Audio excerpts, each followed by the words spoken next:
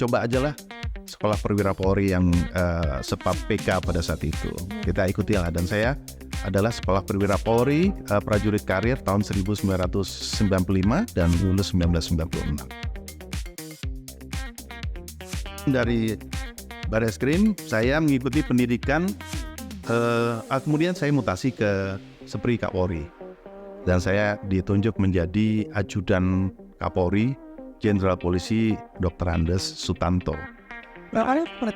3 tahun, dari 2005 sampai 2008. Dan setelah itu saya mengikuti pendidikan Sekolah Pimpinan Polri, sekarang namanya CSPIMEN ya. Setiap anggota Polri, baik Polri maupun PNS, harus memegang fungsi kehumasan. Dan itu selaras dengan saya baca buku. Pada saat kami kuliah dulu di S2, di kajian ilmu kepolisian, ada sebutan bahwa every police officer is a public relation agent.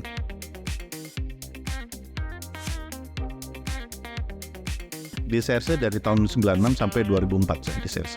Sejak tahun 96 ya, pembentukan dari Dit Serse itu dulu masih bintang 1 menjadi Ko Serse. Jadi pakai baret dulu. Nah, baret sekarang merah marun itu. Sebenarnya udah kita rancang dari tahun 1997.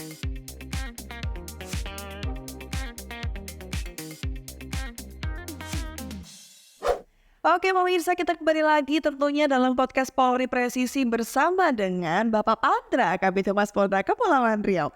Pak, tadi kita sampai di cerita Bapak ini menjadi finalis ya bisa katakan. Ya, Abang None di tahun 1991. Pak, masih ingat nggak sih Pak siapa aja pesertanya Pak saat itu Pak?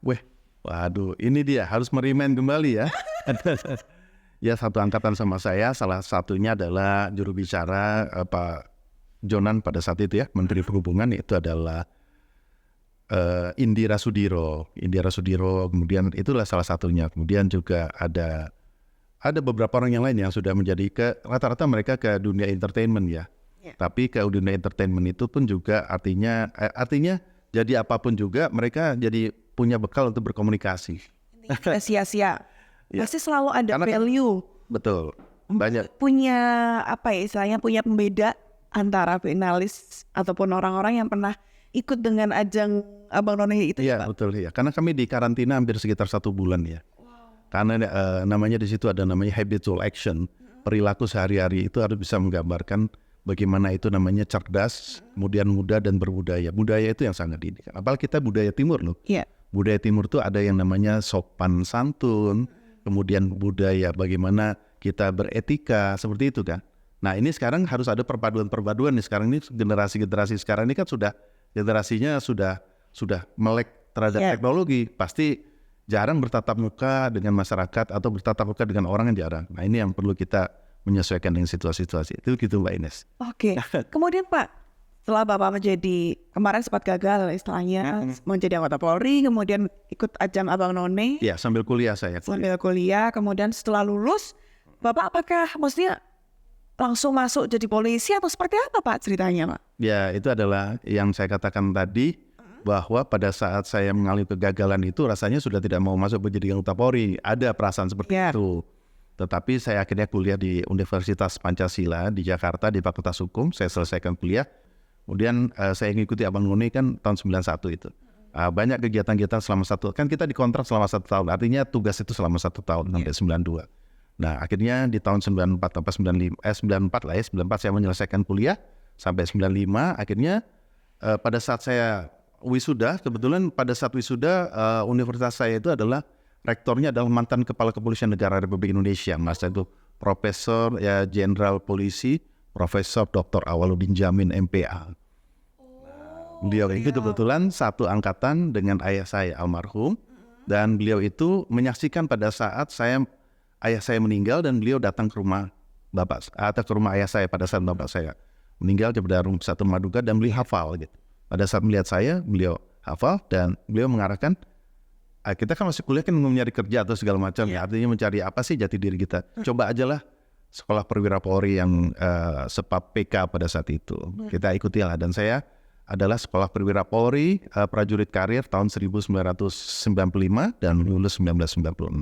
Itulah awal mulai saya jadi anggota Polri, dan seleksi-seleksi itu tahapan-tahapan itu saya lalui dan dengan doa dari orang tua saya, dan ya alhamdulillah berhasil. Saya menyandang pangkat Letnan 2 tahun 1996 tersebut dan bertugas di Direktorat Reserse Polri, sekarang namanya Bareskrim Polri. Iya. Jadi Direktorat Reserse, kemudian Koserse, sekarang Bareskrim Polri. Begitu Mbak. Wow, speechless. Baik Pak, tadi Bapak menyebutkan sempat di Bareskrim juga ya. Tapi Bapak juga pernah di Divisi Humas Polri kan Pak? Ya betul. Gimana ceritain Pak saat itu? Seperti apa? Dan mungkin pasti kan masih ingat ya Pak ya, pada saat dulu Divisi Humas Polri seperti apa, kemudian saat ini seperti apa mungkin? Ya, jadi saya setelah kuliah S1, ada kesempatan juga saya mengikuti pendidikan beasiswa Polri, yaitu adalah S2 Kajian Ilmu Kepolisian Universitas Indonesia, dan kami berkuliah di PTIK pada saat itu. Ya, kami kebetulan satu angkatan pada saat itu, ya salah satunya Bapak Irwasum Polri, Pak Komjen Pol Ahmad Doviri MSI, Dr. Ahmad Doviri MSI, salah satunya itu, kemudian beberapa kapolda-kapolda yang lain. Itulah kami banyak menimba ilmu dari sana. Nah, selesai dari Bareskrim, saya mengikuti pendidikan, kemudian saya mutasi ke Sepri Kapolri, dan saya ditunjuk menjadi ajudan Kapolri Jenderal Polisi Dr. Andes Sutanto. Berapa berarti Pak itu? 3 tahun, dari 2005 sampai 2008. Dan setelah itu saya mengikuti pendidikan Sekolah Pimpinan Polri, sekarang namanya CSPIMEN ya. Kemudian saya ditempatkan di Riau, dan saya di Riau hampir 6 tahun, dari 2010 sampai 2016. Kemudian 2013 saya menjadi Kapolres Kepulauan Meranti sampai 2016, dan dari situlah saya kembali ke Bareskrim. Nah, setelah dari Bareskrim, ada peluang, artinya kami dipercayakan juga mungkin untuk berkomunikasi dan sebagainya. Pak Kadif Humas Polri pada masa itu adalah Bapak, ya sekarang beliau adalah Komjen Boy Raffi Amar. Nah, beliau jangankan untuk Divisi Humas Polri, karena nanti Divisi Humas Polri ini akan menjadi berkembang loh, seperti kayak sekarang ini. Dulu belum ada podcast seperti ini. Nah, itu yang saya rasakan sih Mbak. Artinya sungguh banyak perkembangan ya dari Divisi Humas Polri, apalagi sekarang sudah ada Peraturan Kapolri nomor 6 tahun 2023. Itu perkembangan jauh sekali. Artinya setiap anggota Polri, baik Polri maupun PNS, harus memegang fungsi kehumasan. Dan itu selaras dengan saya baca buku. Pada saat kami kuliah dulu di S2, di Kajian Ilmu Kepolisian, ada sebutan bahwa every police officer is a public relation agent. Nah, itulah terapannya. Dan ternyata sekarang muncul berkembang sekali. Iya. Lengkap banget. Ini udah kayak belajar kuliah SKS nih. Tapi memang pengalaman beliau karena banyak sekali yang humasnya dapat, sersenya dapat. Yang saya penasaran Pak, Bapak kan lumayan, bisa dibilang lumayan lama ya Pak ya, berarti di Serse ya Pak ya? Di Serse dari tahun 96 sampai 2004 saya di Serse. Lama sekali tuh Pak. Lumayan. Kalau ada pengalaman nggak sih Pak yang mungkin sampai dengan sekarang tuh pada saat itu mungkin mau mengungkap kasus apa atau seperti apa Pak? Ada kisahnya nggak? Iya, banyak sekali. Karena saya juga pendidikan pada saat di Reserse itu adalah sejak tahun 96 ya, pembentukan dari Ditserse itu dulu masih bintang 1 menjadi Ko-Serse. Jadi pakai baret dulu. Nah, baret sekarang merah marun itu sebenarnya udah kita rancang dari tahun 1997. Pada saat kemudian berubah jadi Ko-Serse, kemudian menjadi Bareskrim Polri. Jadi itu urutannya tuh mulai adanya Ko-Serse itu tahun 1997 atau sekitar bulan November. Kemudian mulai adanya Bareskrim berubahnya sekitar 2001. Mulai ada pangkat Komjen, kemudian pasca bom Bali tahun 2002, tanggal 12 Oktober 2002 saya masih di Bareskrim waktu itu. Terjadilah bom Bali dan pembentukan detasmen khusus angkat 88. Nah, saya ikut itu, dan kami juga pendidikan ke luar negeri sampai ke Federal Bureau of Investigation.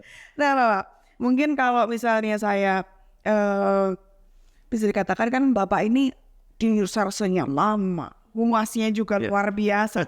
Nah, Bapak ini kan dikenal dengan orang yang sangat peduli dengan pembangunan citra Polri. Iya, betul sekali. Tentunya di mata masyarakat, dan dikenal juga sebagai sosok yang berjiwa sosial tinggi. Iya. Nah, menurut Bapak, upaya apa saja sih yang bisa dilakukan oleh para personel Polri untuk mewujudkan cita-cita tersebut? Ya, baik. Jadi ini yang saya katakan tadi, kita ini pada saat masuk anggota Polri, tentu kita sudah punya namanya guidance ya. Jadi kita sebut dengan Tribrata adalah nafasku, Catur Prasetya adalah pedoman hidupku. Itu yang harus dijalani. Tribrata dan Catur Prasatya itu jadikan suatu guidance yang betul-betul mengarah kepada kita dalam berperilaku. Itu harapan masyarakat terhadap Polri seperti itu, berbakti kepada nusa bangsa dengan penuh ketakwaan terhadap Tuhan Yang Maha Esa. Yang kedua, senantiasa menjunjung tinggi mengenai keadilan dan manusia dalam menegakkan hukum negara kesatuan Republik Indonesia berdasarkan Pancasila dan Undang-Undang Dasar 1945. Kemudian yang ketiga adalah senantiasa melindungi, mengayomi dan melayani masyarakat dengan keikhlasan untuk mewujudkan keamanan ketertiban. Yang berikutnya, Catur Prasetya, ada 4 poin yang harus dihafalkan, ya kan? Sebagai insan Bayangkara, kehormatan saya adalah berkorban demi masyarakat, bangsa dan negara untuk satu, meniadakan segala bentuk gangguan keamanan. Yang kedua, menjaga keselamatan jiwa raga, harta benda dan hak asasi manusia. Yang ketiga adalah menjamin kepastian berdasarkan hukum. Yang keempat adalah memelihara perasaan tentram dan damai. Iya, bisa dikatakan memang itu yang memang harus dimiliki oleh setiap personel Polri ya Pak. Pak, mungkin terakhir Pak, ada pesan untuk seluruh personil sama masyarakat. Menyaksikan ini, silakan. Ya, baik. Jadi pada kesempatan ini saya berterima kasih sudah diberikan kesempatan untuk tampil ataupun juga dalam dialog podcast Polri di Divisi Humas Polri ini, dan suatu kebanggaan bagi kami bisa bisa hadir di sini dan mengucapkan terima kasih kepada pimpinan Pak Kadif Humas Polri. Jadi pesan kami senantiasa kami sampaikan kepada insan seluruh anggota Bayangkara Polri dimanapun berada, tentunya tetap kita harus rendah hati. Itu berarti bukan kita menjadi rendah diri, tetapi dengan kerendahan hati kita ini selalu bisa memberikan senyum, sapa dan salam kepada masyarakat, dan masyarakat itu yang sangat dibutuhkan. Itu yang selaras dengan cita-cita kita yang mengayomi terhadap Tribrata dan Catur Prasatya dan juga kita sebagai presisi.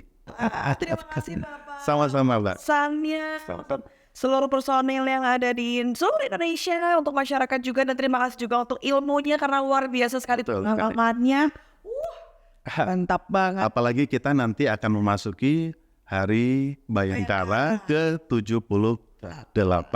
Ya, tentunya akan semakin Polri semakin jaya dan Polri semakin presisi dan semakin dekat dengan masyarakat, dan masyarakat merasakan bagian Polri adalah bagian dari masyarakat. Betul banget. Nanti kita tunggu kira-kira ada apa ya di Bayangkara. Tunggu dulu ya. Dan terima kasih Bapak untuk kehadirannya di podcast Polri Presisi. Terima kasih, sukses selalu Bapak, sehat selalu. Terima kasih Mbak Ines. Dan pemirsa, kita mohon pamit undur diri. Terima kasih dah. Salam presisi.